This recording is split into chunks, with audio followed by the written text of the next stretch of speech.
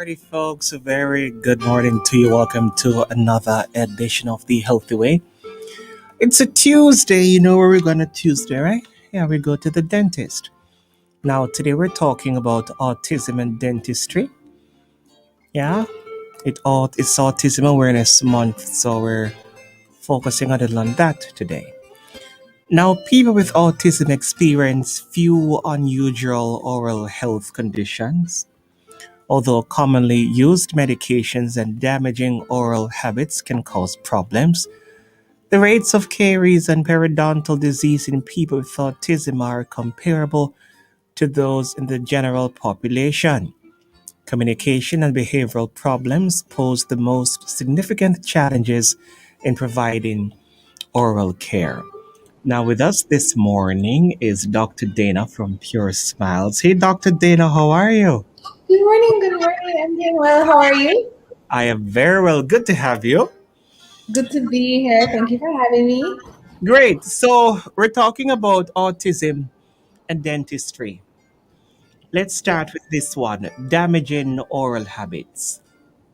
Okay, What's so damaging oral habits are common and they usually include grinding, or the dental term for that is bruxism. I don't know if you remember that, Chevauni, because Yes, that was it sounds familiar. I do remember. like 2 years ago. So about bruxism. So they also have tongue thrusting, self-injurious behaviors such as picking at their gums, or Mhm. sometimes they bite their lips. And pica, which involves eating objects and substances such as gravel, cigarette butts, or pens. Mhm. So if a mouth guard can be tolerated, it is prescribed for patients who have problems with bruxism or self-injurious behaviors. Mm. In the intro, I made mention of caries and periodontal disease. Talk to us about that. Okay, so there's an increased risk for patients who have autism or special needs for dental caries in general because it's more difficult for them to develop oral health habits such as brushing and flossing. So, what could work is some preventative procedures, measures such as fluorides or sealants.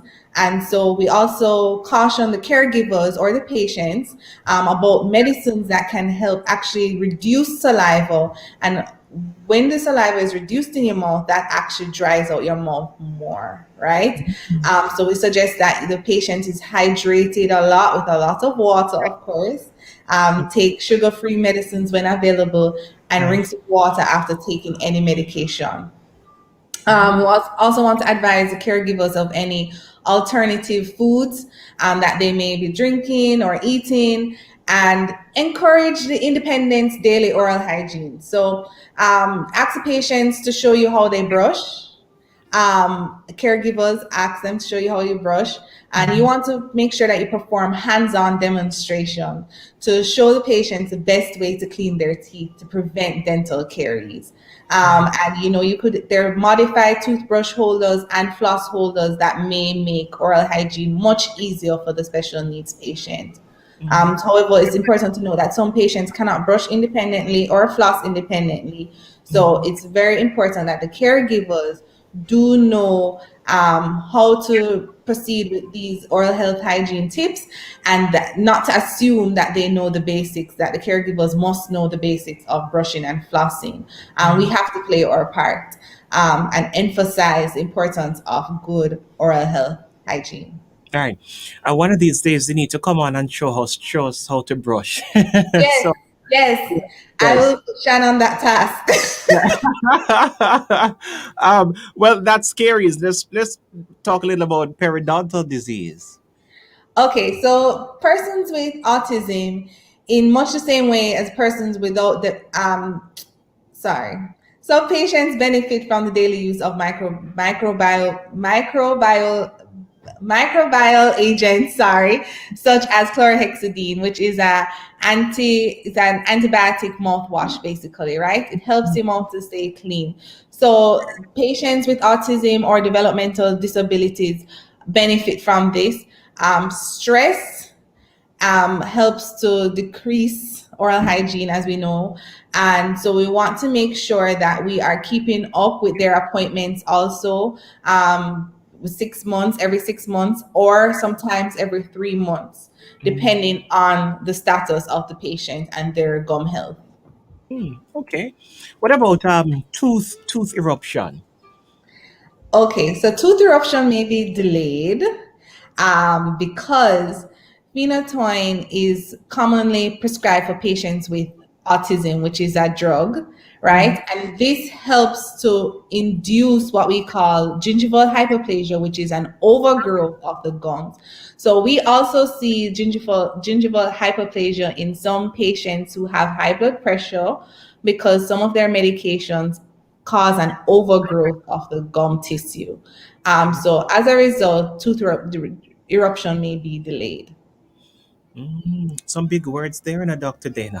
Yes, so phenytoin is just the name of the drug. I cannot think of a simpler word for it. And I hated writing it on my exam because there's a Y in there and it's almost silent. So if you spell it wrong, it's wrong. All right. And then there's trauma and injury. Yeah, that's Right. also a contributor. Yeah. Okay, so trauma injury. So this can result from, falling or accidents that occur in people, the autism patients who have seizures. So you want to make sure that you emphasize to the caregivers to require immediate professional attention and to explain the procedures to follow the permanent tooth is knocked out, right? Because we know the permanent tooth is not like the primary tooth, you're not getting another one. So you want to ensure that we also instruct the caregivers to locate any missing pieces of fractured tooth and explain that the radiograph, so we'd have to may take a radiograph of the patient's chest, not in the dental office, Right.